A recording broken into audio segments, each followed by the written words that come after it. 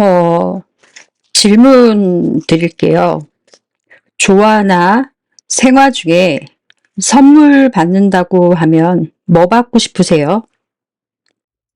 조화나 생화 중에서는 생화를 받고 싶으시죠? 왜 생화를 받으세요? 어차피 시들 건데. 그 시들 것을 왜 받으시나요? 플라스틱 조화 혹은 뭐 요즘에는 소재가 다양해져서 종이로 만든 조화, 비누로 만든 조화도 있어요. 그런 거 선택하실 수도 있잖아요. 하지만 우리는 그것을 선택하지 않죠. 사실 뭐 조화 예쁘지 않아요.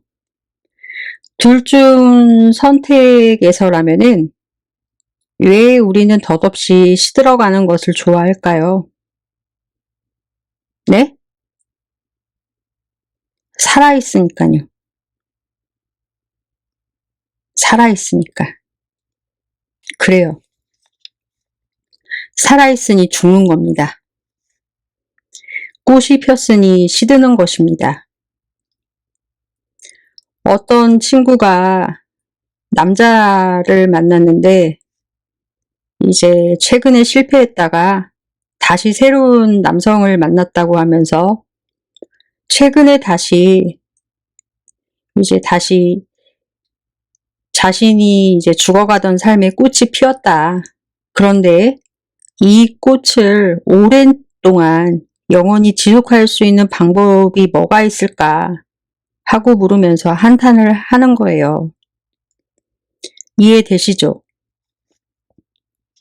그래서 제가 뭐라고 대답을 했는 줄 아세요? 이렇게 대답을 했어요. 넌 꽃이 핀 적이 없다. 이렇게 얘기했어요.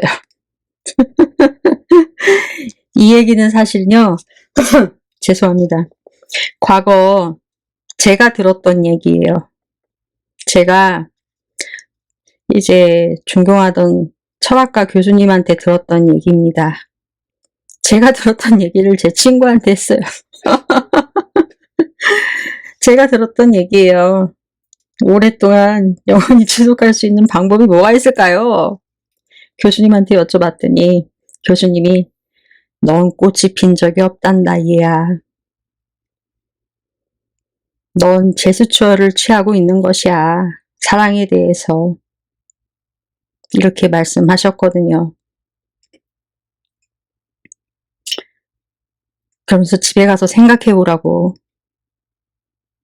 하셨었던 기억이 납니다. 이제 그때 생각한 결론은 이거였어요. 그 말씀인즉 아, 난 제스처를 취하고 있었던 거네. 그러고서 이제 제 친구한테 이제 말을 해줬죠. 그때 제가 깨우쳤던 거를. 넌 꽃이 핀 적이 없어. 넌 제스처를 취하고 있던 것이야. 사랑에 대해서. 꽃이 영원히 간직한 것을 묻니?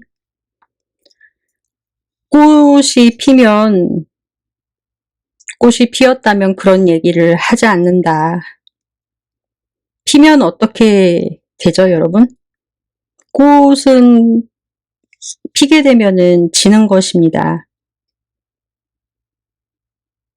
그러니 꽃을 피우지 않았다라는 것입니다.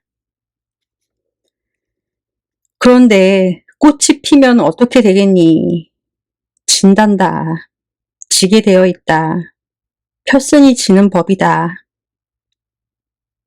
네가 꽃이 폈다고 하지 않았느냐.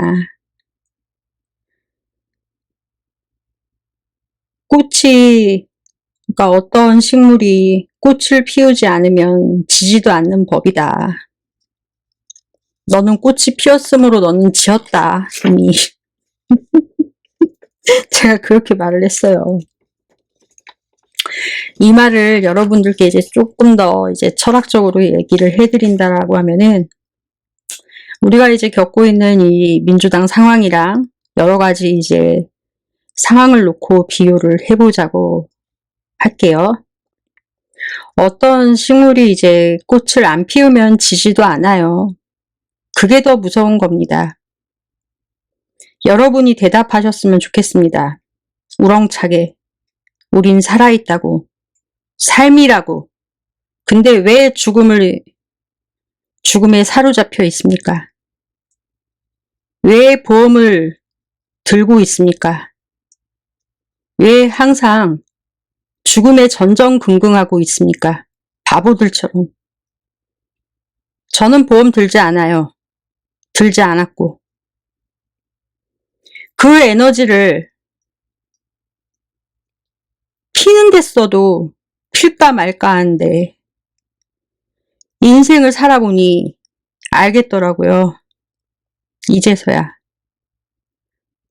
엄청나게 노력을 해도 꽃은 안 펴요. 잘 피려고 하고 쫄하게 노력하고 열심히 해도 안 펴요. 시다르타가 마지막 죽을 때 했던 그 어떤 가르침을 담은 내용이 열반경이라는 경전이 있습니다. 열반경. 마지막 가르침이 그거예요. 제자들한테 이제 임종 직전에, 얘들아, 고개 돌리지 말고 무상에 직면을 해봐라. 무상. 영원하지 않는 것입니다. 죽음 같은 것이에요. 사실 우리한테 무상에 가까운 것은 죽음 같은 것입니다. 그러니까 영원할 것 같았던 사람이 내 곁을 떠났네. 뭐 이런 것처럼 강렬한 무상이 어디 있습니까? 마지막 가르침이 예수의 십자가가 못 박히는 전 과정을 제자들이 보게 되면서, 또는 시다르트가 임종 직전에 마지막으로 제자들에게 했던 가르침, 얘들아 무서워하지 말고 고개 돌리지 말고. 그러니까 이 고개 돌리지 말고가 정말 중요한데요. 얼핏 스치듯 대충 보지 말고 두 눈 똑바로 부릅뜨고 그 모습을 직면하라라는 것입니다. 두 눈 부릅뜨고 직면하라. 이렇게 눈 동그랗게 뜨고 눈 똑바로 뜨고. 또 뭐 여기에서 불교랑 기독교랑 묶는다라고 뭐라고 말씀하지는 마시고, 제가 느끼기엔 그랬다라는 것입니다. 여러분이 집에서 부모님 얼굴에서 무상을 본 날이 굉장히 본다라면은, 무상을 보신다라고 하면은 굉장히 힘들어지실 거예요. 엄마, 아빠 얼굴 보시기 굉장히 힘들어지시는 날이 올 것입니다. 왜냐면은 영원하지 않음을 봤기 때문에. 예를 들면 작년이랑 너무나 다른 우리 엄마, 많이 늙었네, 이렇게 보이는 것을 넘어서는 것이에요. 이해되시죠? 이것이 이제 심하면은 내년에, 혹은 빠르면 한 달, 두 달, 우리 엄마가 내 곁을 떠날 수도 있겠구나, 뭐 이런 느낌으로 다가올 수도 있습니다. 제가 앞에 이제 영상에 올렸었던 벚꽃 관련 영상이 있었습니다. 올해 벚꽃 폈죠? 벚꽃 보셨나요? 벚꽃.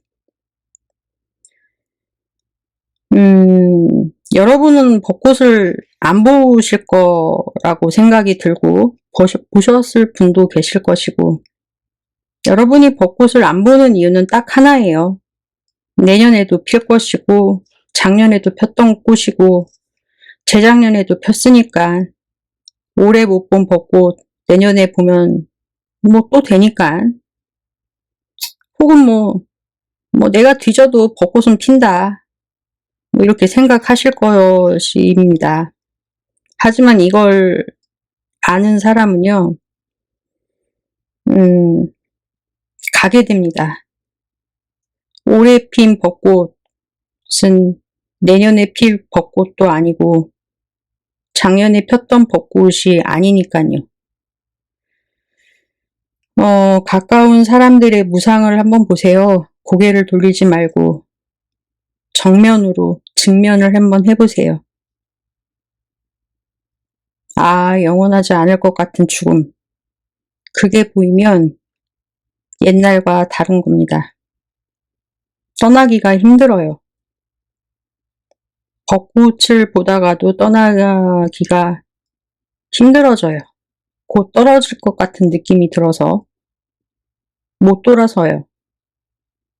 그렇기 때문에 이제 타인을 대할 때에도 혹은 자신을 대할 때에도 시타르트가 한 마지막 말을 기억했으면 좋겠습니다. 얘들아, 제발 고개 돌리지 말고 꼿꼿이 서서 무상을 보아라.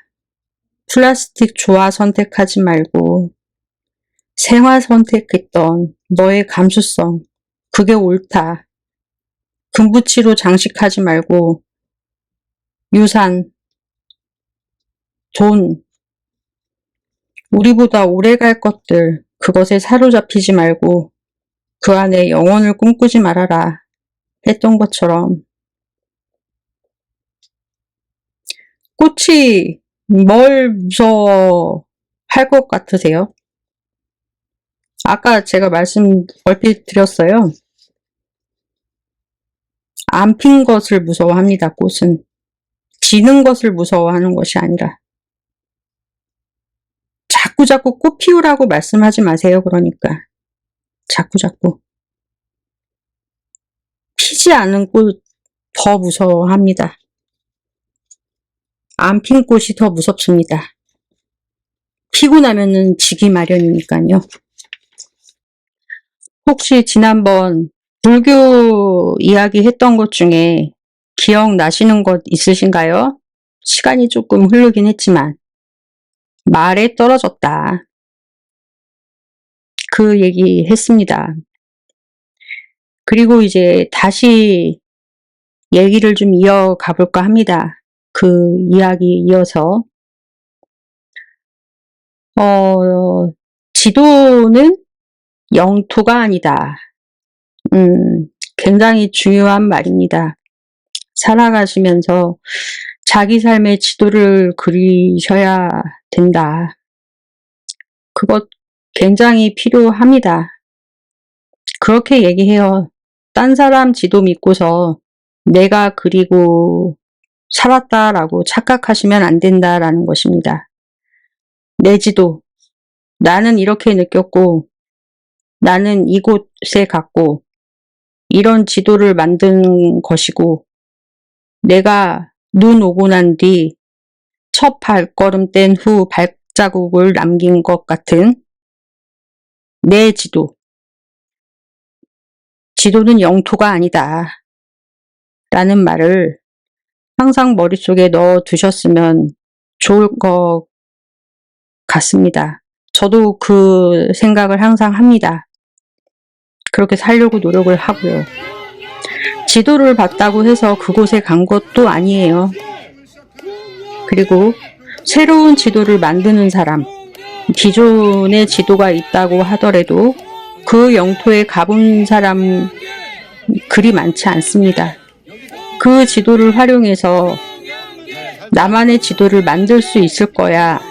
그러면서 그 자긍심으로 그 영토를 가기 위해서 온몸으로 부딪히며 그곳에 가기 위해서 처절하게 노력해서 마침내 그 영토에 도착한 후 나만의 지도를 만들어서 그런 내 지도를 만들어서 다른 사람에게 도움이 될 수 있는 GPS, 그 어떤 이익도 없이 함께 공유하고 나눌 수 있는 지도,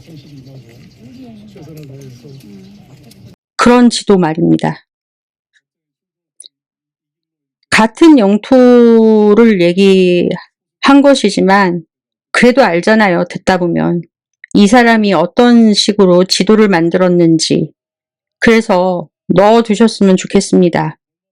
이것을 지도에 떨어지지 말자. 앞에서 말씀드렸던 말에 떨어진다. 지도에 떨어진다. 이런 겁니다. 그런 점을 생각해 두셨으면 좋겠습니다. 아주 근사한 슬로건이에요. 지도는 영토가 아니다. 이 말을 했던 사람이 있는데 갑자기 생각이 나질 않네요. 누가 한 말인데, 나중에 생각나면 말할게요. 그래서 철학했던 사람들이나 그 부류의 사람들이 옆에서 있으면 말 만들고 갖다 붙이고 되게 잘합니다. 근데 뭐 아무나 다 그렇지는 않아요. 오해하지 마시고. 이것도 머리가 좀 돌아가야 써먹을 수 있다. 그렇지만 자신의 배움을 돈벌이에 써먹는 순간 그 배움의 가치는 배움이 아닌 한낱 백화점 진열장에 진열된 상품으로밖에 전락되지 않는다.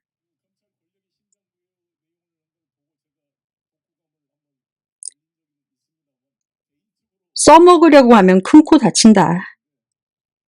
그것도 대중을 대상으로 하는 사기술에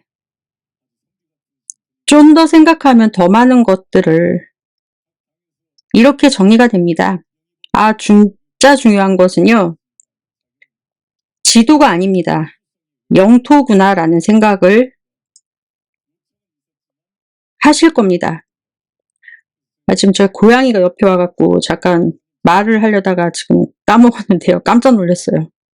우리 집 고양이인데 내가 놀랐어. 얘가 한 번씩 깜짝깜짝 놀라게 합니다.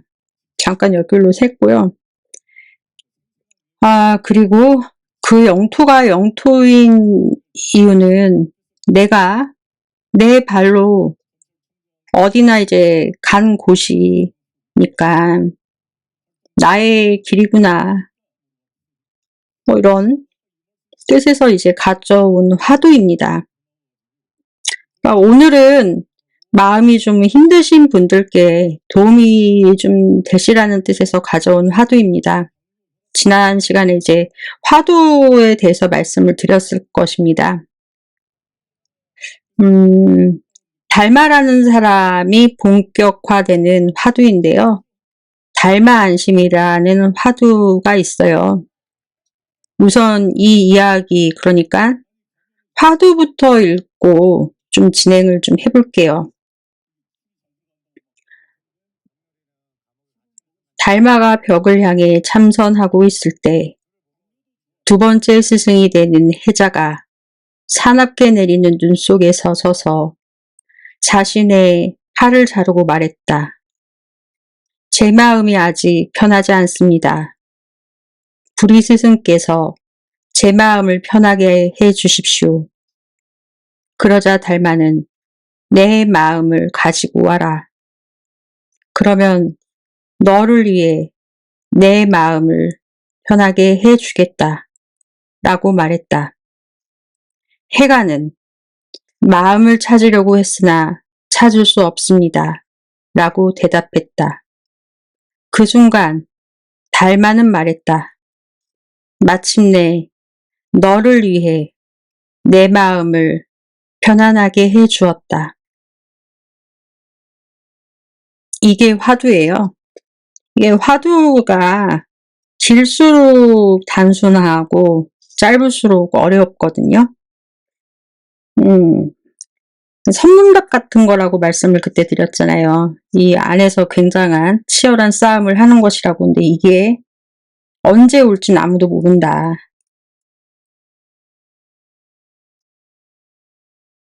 그래서 이제 큰 술에 작은 술에 비유를 했고, 이제 기독교에서는 등불과 같이 이제 오는데 여기서 팡 저기서 팡 하고 예를 한번 든 적이 있었습니다.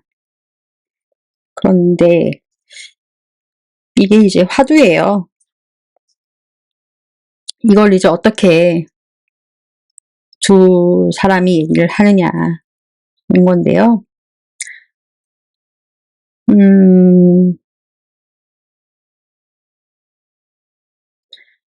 조선시대로 이제 한번 따져볼게요. 한번 요 화두를 가지고.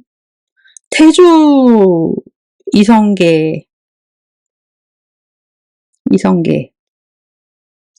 이제 1대잖아요. 두 번째가 이제 해가라는 사람이에요. 이 사람의 이제 본래 이름은 신강인데, 달마는 그렇게 살았으면 아무 의미가 없습니다. 진짜로 중요한 왕은 두 번째, 세 번째 왕입니다. 그러니까 두 번째, 세 번째가 있어야 첫 번째가 존재한다라는 것이에요. 그렇지 않으면 존재하지가 않아요. 첫 번째는. 이것은 이제 현대 이제 프랑스 철학자가 얘기한 것인데요. 진짜는 두 번째에 온다. 진짜는 두 번째에 온다. 태조가 그래서 중요한 것이 아니다. 그러니까 이 태조가 중요한 것이 아니다를 프랑스 철학자가 말한 것이 아니라, 진짜는 두 번째에 온다를 제가 우리나라 이제 조선시대로 이제 대입을 한 거예요. 그래서 태조가 중요한 것이 아니다. 첫째가 중요하려면 두 번째, 세 번째, 네 번째, 다섯 번째가 있어야 시조가 되는 것이다. 첫째가. 그래야 태조가 되는 것이다. 우리가 이제 만들어 놓은 이제 계보라는 것도 이제 생각하시면 안 돼요. 실질적으로 이제 두 번째나 세 번째가 온다. 되리라라는 이제 굉장히 똑똑합니다. 그 철학자는. 왕조 이제 계승에 대해서 막 얘기를 하죠. 했는데 이때 이제 망했어요. 망하게 되면은 이제 첫째는 의미가 없어져 버려요. 그쵸? 이게 이제 이 비유는 불교에서 아주 유명한 비유예요. 언제 엄마가 될까요? 아이가 엄마를 만듭니다. 생물학적으로도. 엄마가 돼서 엄마가 되는 게 아니라 아이가 엄마를 만든다라는 뜻입니다. 아이를 키우면서 부모가 된다라는 것입니다. 좀 어려운 얘기인데요. 각자 생각해 보셨으면 하는 화두입니다. 여러분께 던지는.